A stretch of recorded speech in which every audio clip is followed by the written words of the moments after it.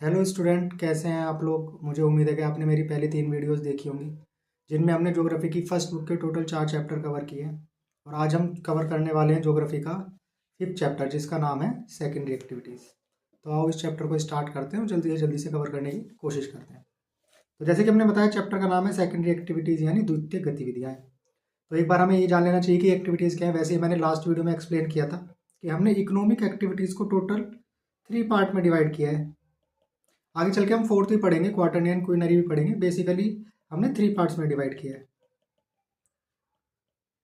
First क्या है, primary activity यानी प्राथमिक क्रियाएं। दूसरा क्या है, सेकेंडरी एक्टिविटीज़ यानी द्वितीयक क्रियाएं। और तीसरा क्या है, टर्शरी एक्टिविटीज़ यानी तृतीयक क्रियाएं। प्राइमरी एक्टिविटी हमने लास्ट वीडियो में कवर किया है, आज हम कवर करने वाले हैं सेकेंडरी एक्टिविटीज़।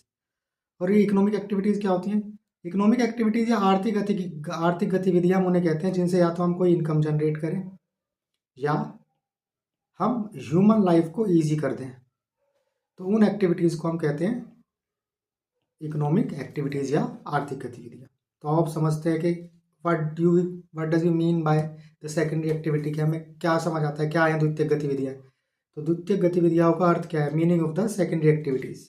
तो सेकेंडरी एक्टिविटीज़ वो एक्टिविटीज़ है जिसमें हम रॉ मटेरियल से कोई फाइनल प्रोडक्ट बनाते हैं।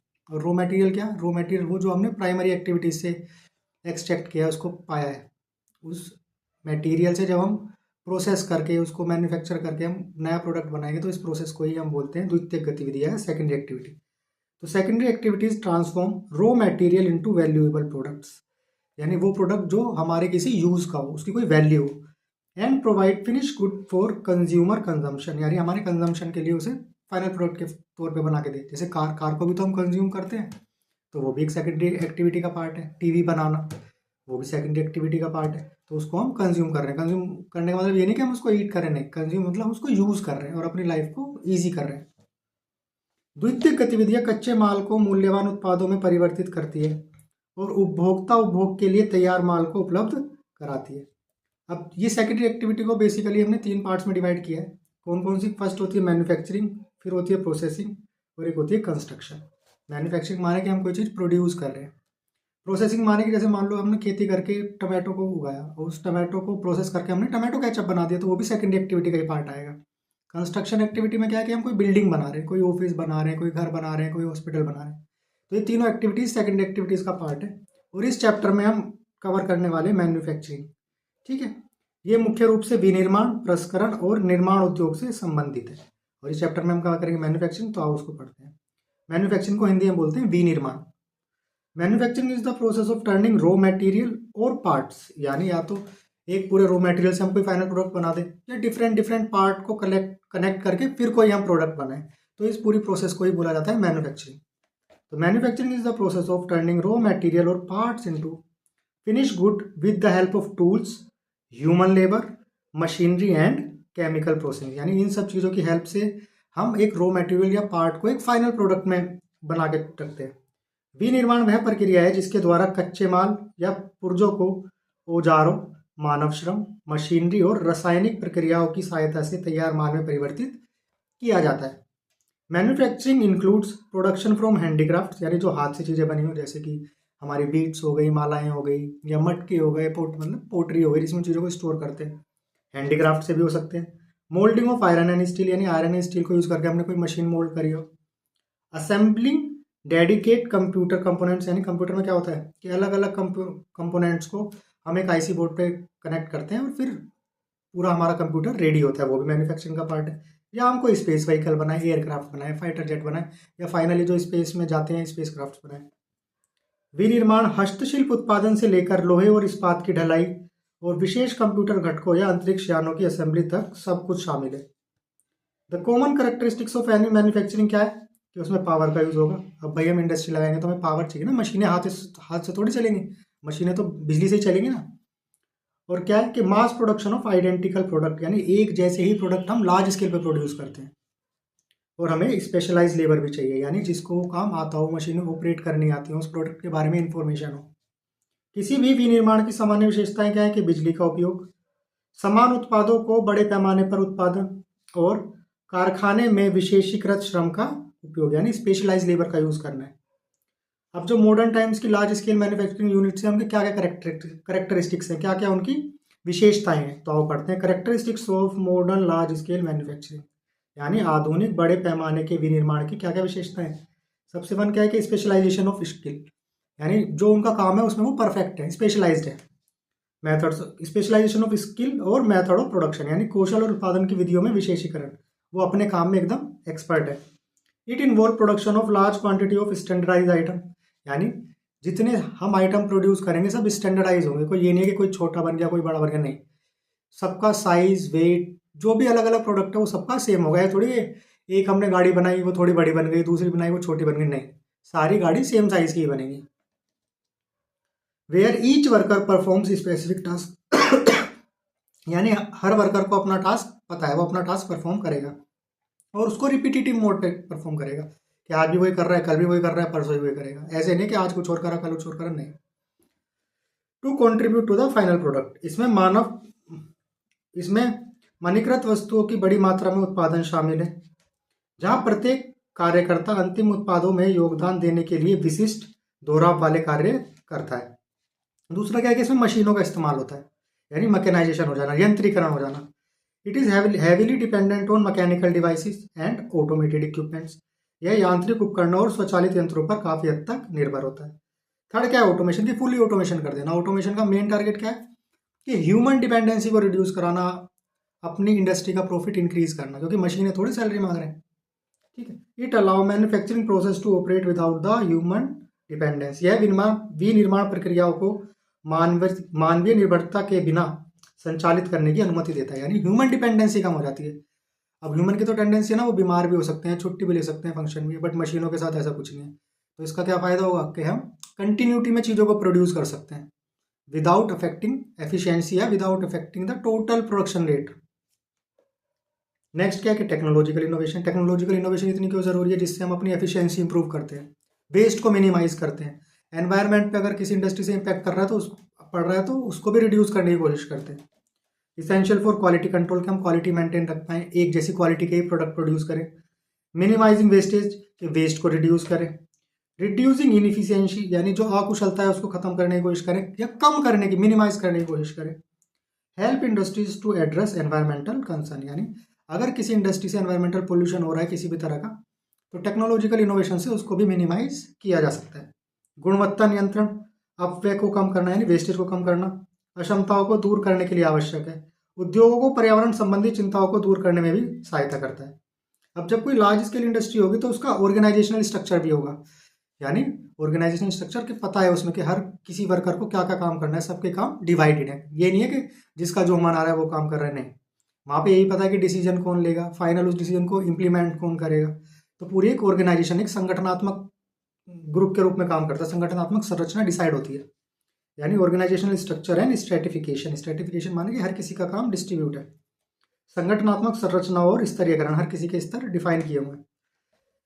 रिक्वायर्स ह्यूज कैपिटल, अब पैसा तो भाई लगेगा क्योंकि बड़ा सेटअप चाहिए, बड़ी इंडस्ट्री लगेगी। लार्ज ऑर्गेनाइजेशनल फ्रेमवर्क भी बड़ा होगा। And N efficient executive bureaucracy, executive bureaucracy मतलब जो फाइनल डिसीजंस को इंप्लीमेंट कराएगी। टू सपोर्ट स्मूथ ऑपरेशन, जिससे हमारा प्रोडक्शन जो है वो आसानी से चल सके। इसके लिए भारी पूंजी निवेश, एक विशाल संगठनात्मक ढांचा, सुचारू संचालन के लिए कुशल कार्यकारी नौकरशाही की आवश्यकता होती है। सिक्स क्या है कि भाई इसका अनइवन डिस्ट्रीब्यूशन है। अगर हम देखें तो किसी देश में बहुत ज़्यादा है, जो डेवलप कंट्रीज़ है, डेवलपिंग कंट्रीज़ में कम है, और जो अंडर डेवलप कंट्रीज़ हैं जैसे अफ्रीकन कॉन्टिनेंट पे, वहाँ पे तो इंडस्ट्रीज़ है ही नहीं, जबकि रॉ मटेरियल रिच एरिया है पर वहाँ पे इंडस्ट्री नहीं है। उसको आगे पढ़ेंगे क्यों नहीं है, क्या दिक्कत है। Manufacturing is spread in less than 10% of the world land area, यानी विश्व के टोटल जो हिस्सा है उसके सिर्फ 10% पोर्शन पे ही लार्ज स्केल इंडस्ट्रीज सेटअप है। विनिर्माण गतिविधियां विश्व के कुल भूभाग के 10% से कम हिस्से में फैली हुई हैं। अब फैक्टर्स क्या हैं जो इसे इन्फ्लुएंस करते हैं, उद्योगों के स्थान का निर्धारण करने के क्या क्या कारक है जो इसे प्रभावित करते हैं। सबसे पहले एक्सेस टू मार्केट, यानी जो हम प्रोडक्ट प्रोड्यूस कर रहे हैं, फैक्ट्री में बना रहे हैं, उसको मार्केट में ले जाने में ज़्यादा खर्चा तो नहीं आ रहा। क्या मार्केट, हमने प्रोडक्ट तो बना दिया, ऐसा प्रोडक्ट बना दिया जिसकी कोई मार्केट ही नहीं है, ठीक है। तो एक्सेस टू मार्केट भी बहुत इंपॉर्टेंट है। नेक्स्ट क्या है, एक्सेस टू रॉ मटेरियल, यानी रॉ मटेरियल क्या हमें कंटिन्यूटी में मिल पा रहा है, क्या रॉ मटेरियल को इंडस्ट्री तक लाने में ज़्यादा खर्चा तो नहीं आ रहा, अगर ज़्यादा खर्चा आएगा तो वो प्रॉफिट मार्जिन को रिड्यूस करेगा और वो इंडस्ट्री को इनएफिशिएंट बना देगा। एंड में क्या है कि एक्सेस टू लेबर सप्लाई, चलो हमारे पास मार्केट भी है, रॉ मटेरियल भी है, पर लेबर भी तो होनी चाहिए जो मशीनों पे काम करेगी, जो उस फैक्ट्री में काम करेगी। तो इसके लिए क्या कर वो होता है, इसके लिए एजुकेशनल स्टैंडर्ड भी डिपेंड होते हैं कि क्या शिक्षा है उस एरिया में। जब शिक्षा होगी तभी तो वो मशीनें चलाना आएंगी। तो एक्सेस टू लेबर सप्लाई भी बहुत इंपॉर्टेंट फैक्टर है। नेक्स्ट क्या है, access to source of energy, कि मान लो हमने फैक्ट्री तो लगा ली पर वहाँ पे लाइट ही नहीं आती है। लाइट ही नहीं आएगी तो हम कैसे अपनी मशीनें चलाएंगे, कैसे चीज़ों को प्रोड्यूस करेंगे। तो सोर्स ऑफ एनर्जी तक भी एक्सेस होना, यानी ऊर्जा के स्रोतों तक पहुंच होना भी बहुत ज़रूरी है। नेक्स्ट क्या है, access to transportation and communication facility. मानो हमने अपनी फैक्ट्री ऐसी जगह पे लगा दी जहाँ पे ट्रक को आने का ही रास्ता नहीं है, रोड नहीं है। तो उससे क्या होगा, वहाँ पे फैक्ट्रियाँ ढंग से काम नहीं कर पाएंगी। मान लो हमने चीज़ें प्रोड्यूस भी कर ली, पहले तो रॉ मटेरियल को लाने में दिक्कत, फिर फाइनल प्रोडक्ट को मार्केट तक ले जाने में दिक्कत, क्योंकि ट्रांसपोर्टेशन फैसिलिटी बहुत पुअर है। तो इसलिए ट्रांसपोर्ट फैसिलिटी जहाँ पे अच्छी होंगी, इंडस्ट्रीज़ वहाँ पे लगती हैं। कम्युनिकेशन फैसिलिटी कैसे, कि हम आसानी से कम्युनिकेट कर सकें इंडस्ट्रीज़ के बीच में, ठीक है, कोई ज़्यादा दिक्कत ना हो, इंटरनेट कनेक्टिविटी अच्छी हो। नेक्स्ट क्या है, गवर्नमेंट पॉलिसीज। समटाइम गवर्नमेंट भी एनकरेज करती है इंडस्ट्रीज़ को सेटअप होने के लिए, जैसे लैंड को सस्ते दामों पे प्रोवाइड कराने, ज़मीन को सस्ते दामों पे दे रहे हैं, टैक्स रिलीफ दे रहे हैं। जैसे इसके लिए गवर्नमेंट क्या बनाती है, SEZ यानी स्पेशल इकोनॉमिक जोन्स।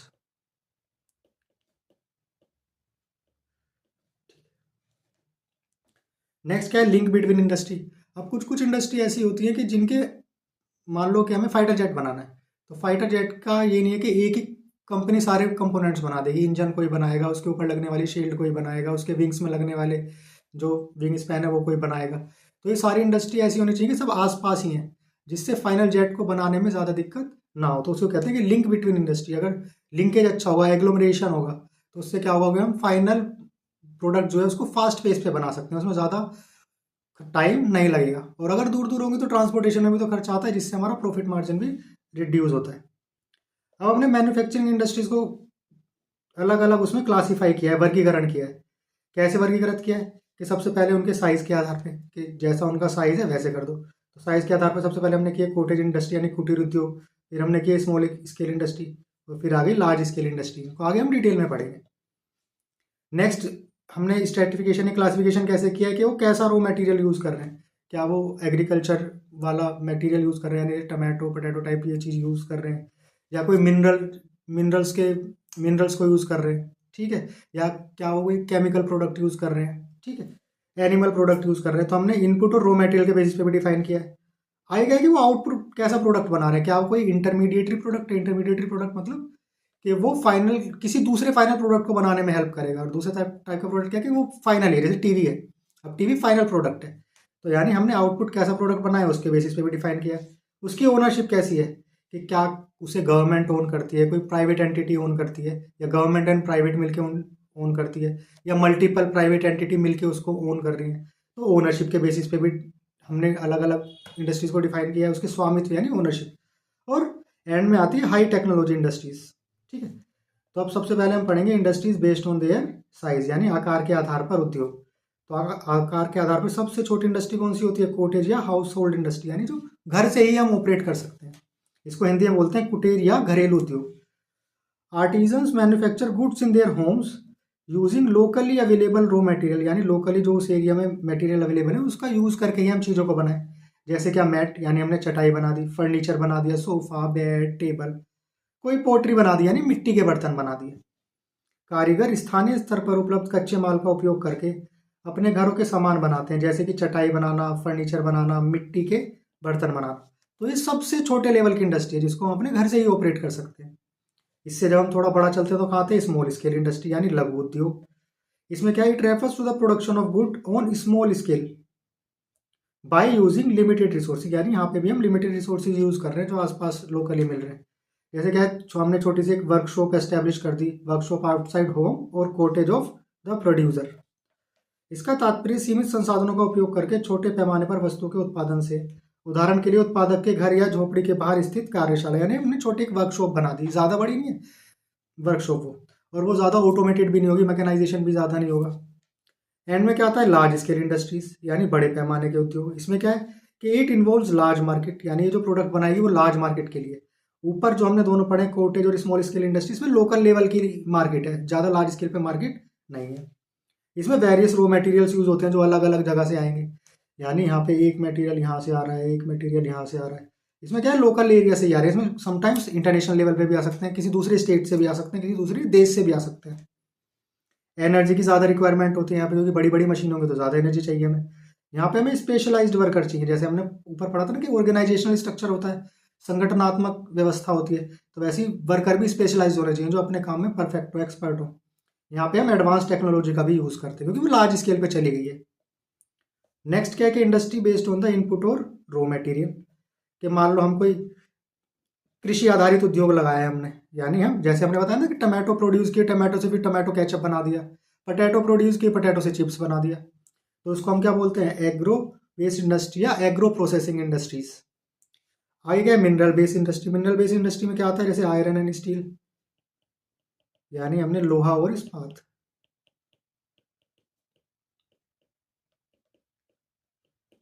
तो इनको यूज़ करके, मैग्नीज को यूज़ करके, एल्यूमिनियम बॉक्साइट, इनको यूज़ करके अलग अलग तरह की चीज़ें बनाने।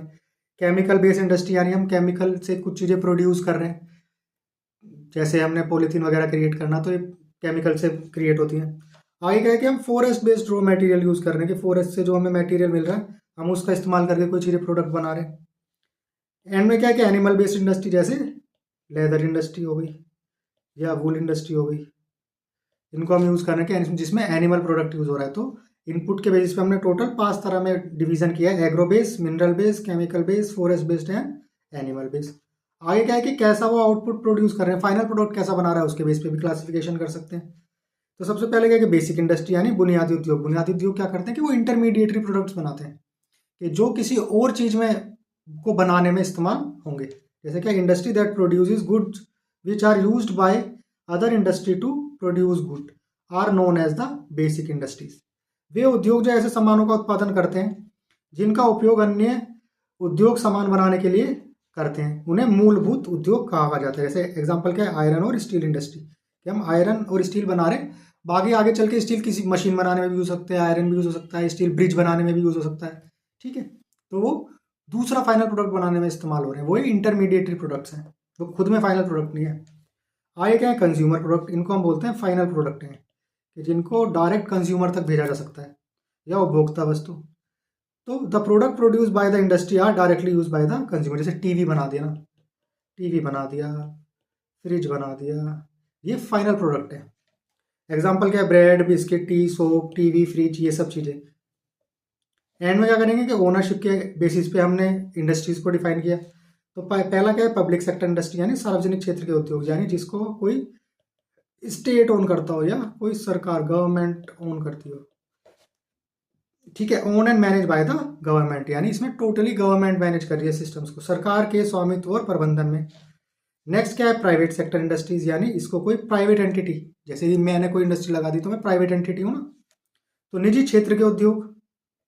Owned and manage by the individual और प्राइवेट ऑर्गेनाइजेशंस, किसी व्यक्ति या निजी संगठन के स्वामित्व के प्रबंधन में चल रही है।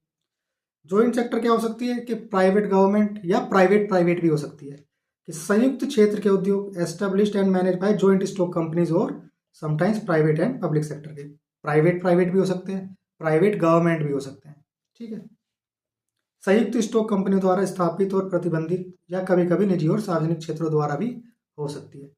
एंड में क्या आता है, हाई टेक्नोलॉजी जो इंडस्ट्रीज हैं, उद्योग है, ये क्या है, it is the latest generation, जैसे मॉडर्न चिप्स का मैन्युफैक्चरिंग करना, स्मार्ट वॉच बनाना, नए नए तरह के कंप्यूटर, स्मार्ट कंप्यूटर्स बनाना, तो ये क्या है, ये हाई टेक्नोलॉजी इंडस्ट्रीज है। यह विनिर्माण की गतिविधियों का नवीनतम यानी सबसे नई पीढ़ी है। These industries involve advance technology and innovation, यानी इसमें बहुत हाई लेवल की टेक्नोलॉजी यूज होती है, नई नई इनोवेशन आती हैं इनमें। फील्ड लाइक इलेक्ट्रॉनिक्स, मैंने बताया ना कि चिप्स की मैन्युफैक्चरिंग में करना, डिजिटल वॉच बनाना, बहुत छोटे छोटे डिवाइसेस बनाना।